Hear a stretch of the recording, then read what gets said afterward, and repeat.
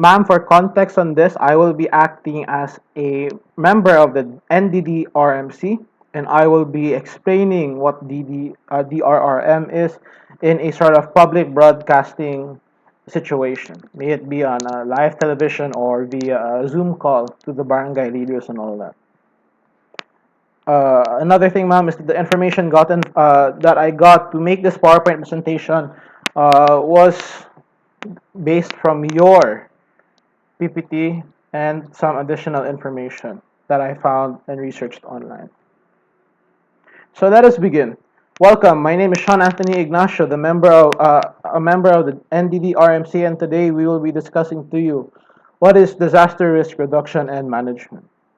So DRRM can mean, of course, disaster risk reduction management. And you're probably asking yourselves, what is DRMM? As the name implies, you are reducing and managing the risk that comes with a disaster. What is a disaster? A disaster, of course, is your earthquakes or your fires, your floods, anything that can cause harm to a community or to a person, that is considered as a disaster. And why do you want to reduce the risk and manage the risk? That's probably what you're thinking. Well, you want to do this because you don't want to die. You want to increase your chances of living by doing this. The RRM is, in simple terms, increasing your chances of survival. You don't want to die, of course. And to do this, you need a few things. You need to prepare a few things. And some of the pictures here show you what you need to survive or to reduce the risk of a disaster. So, why is DRRM important? All of us want to live. I'm pretty sure the question here presented to you says a lot. You don't want to die. And DRRM is a step in that direction. In case of a disaster, DRRM, being prepared, increases your chances of survival and lowers the chances of death. If we didn't have, or if there was no research on DRRM, or if we didn't have any knowledge on how to effectively do disaster risk reduction and management, then there would be more deaths than needed.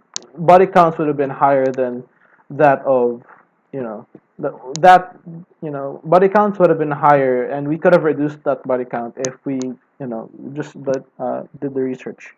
And the fact that we are doing the research right now in the RRM states that we do value life and that we do not want to see more dead bodies here. And that is why the RRM is important. So, DRRM is sort of split into two terms: disaster risk reduction and disaster management. DRR and DM. DM not dirty minded, not dungeon master. We're not those kind of D&D weebs or D&D proteges. Yes. Um, and there is a difference between these two. One is preparation before, and one is how to manage a disaster after. So as stated before, DRR is before. You are preparing for a disaster. You're preparing you're preparing survival kits. You're preparing an evacuation plan. You're preparing all of those things so that you can reduce the risk of death in case of a disaster. For disaster management, you are going to be dealing with managing the effects of the disaster. You're trying to save lives during this. You're trying to sort of rehabilitate yourself. You're trying to reconstruct the society that was destroyed by a disaster. So here in steps in an effective DRR, you need to prevent. So you need to prepare. And mitigation, that's more of prepare. You need to adapt. Again, these are just all prepare and adapt and be aware of the situation. That's pretty much all the steps you need for an effective DRR. And for an effective DM, you need to respond, you need to recover, you need to rehabilitate, you need to reconstruct, you need to get back to a stable point after a disaster. Here, if you can save others, then do it. When given the chance, you should always try to do a community-based DRRM, or a community-based disaster risk reduction management. You need to do this so that because the more people you have or the more people you save, then it will be quote unquote easier to rebuild what has been destroyed. There are many ways to do a community-based DRRM. Of course, you can have an escape route. You can have sort of buildings that are specifically used for as a safe house, yes.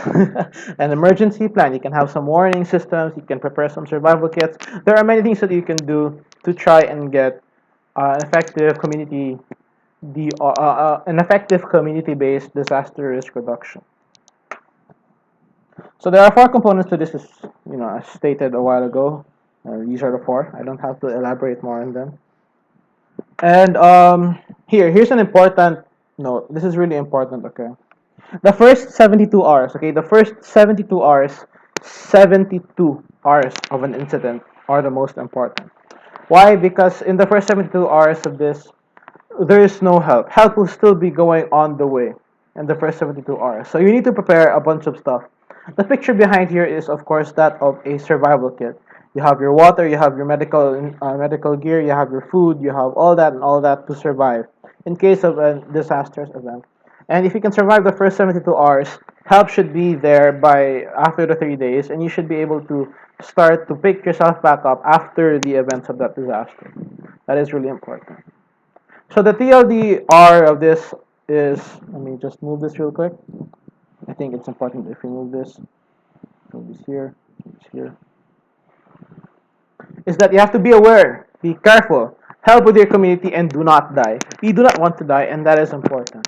I think that is all for this simple public broadcast of what is DRR.